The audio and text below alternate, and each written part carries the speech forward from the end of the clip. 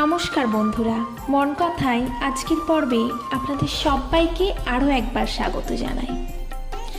আজকে আমি আপনাদের শোনাবো কোজাগরী লক্ষ্মী পুজোর সঠিক সময় কোনটি এবং পুজোর বিশেষ কিছু নিয়ম সম্পর্কে।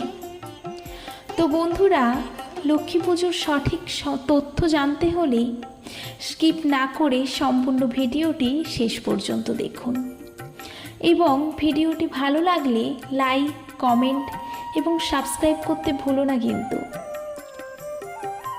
তো চলুন বন্ধুরা, শুনে নেওয়া যাক আজকের পাঠটি।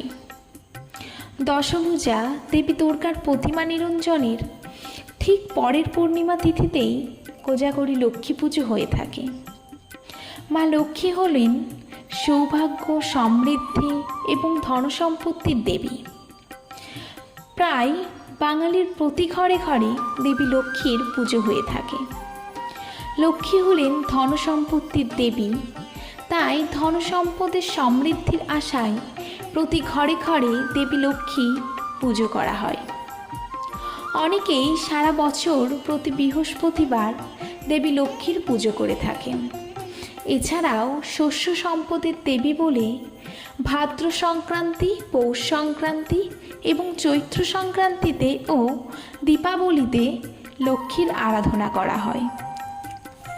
বর্তমানে গৃহস্থের সুবিধার জন্য হোক বা পুরোহিতদের স্বল্পতার জন্য লক্ষ্মী পুজো করা হয় সকাল থেকেই, কিন্তু কোজাগরী লক্ষ্মী পুজোর প্রধান সময় প্রদোষকাল, অর্থাৎ সূর্যাস্তের পর থেকে 2 ঘন্টা পর্যন্ত যে সময় থাকে সেই সময়। যদিও প্রদোষ থেকে নিশিকাল পর্যন্ত তিথি থাকলেও মা লক্ষ্মীর পুজো প্রদোষকালে হওয়াটাই নির্ধারিত। তাই আগের দিন রাত্রি থেকে পরের দিন প্রদোষকাল পর্যন্ত তিথি থাকলেও পরের দিন প্রদোষকালে মা লক্ষ্মীর আরাধনা করাটাই বাঞ্ছনীয়। এছাড়াও আগের দিন রাত্রিবেলা থেকে তিথি থাকলেও পরের দিন প্রদোষে তিথি না থাকলে আগের দিন প্রদোষকালেই দেবীর আরাধনা করা কর্তব্য। এছাড়াও কোজাগরী লক্ষ্মী পুজোর ক্ষেত্রে বিশেষ কয়েকটি নিয়মাবিধি রয়েছে, যা আমরা সজ্ঞানতা বা অজ্ঞানতাবশত কারণেই লঙ্ঘন করে থাকি। ফলে আমাদের জীবনে নেমে আসে ঘোর অন্ধকার এবং সংসারে অবনতি দেখা দেয়। কোজাগরী লক্ষ্মী পুজোর এই বিশেষ নিয়মগুলি জানতে হলে আমার চ্যানেলে আসা পরবর্তী ভিডিওটি অবশ্যই দেখে নেবেন। কোজাগরী লক্ষ্মী পুজোর আচার অনুষ্ঠানেও দেখা যায় নানা ধরনের তাৎপর্য। কোনো পরিবারে পুজোয় মোট 14টি পাত্রে উপাচার রাখা হয়।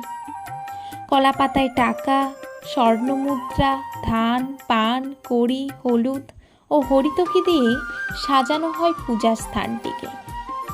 পুজোর উপকরণ এবং আচার অনুষ্ঠান দেখে অনুমান করা যায় এর নেপথ্যে থাকা কৃষি সমাজের প্রভাব। কিছু কিছু জায়গায় লক্ষ্মী পুজো উপলক্ষে মেলাও বসে। তো বন্ধুরা, আজকের পর্ব এই পর্যন্তই। মা লক্ষ্মীর কৃপায় সকলের ঘরে লক্ষ্মীশ্রী বজায় থাকুক, অর্থে ও ধনদৌলতে সবার জীবন থাকুক পরিপূর্ণ।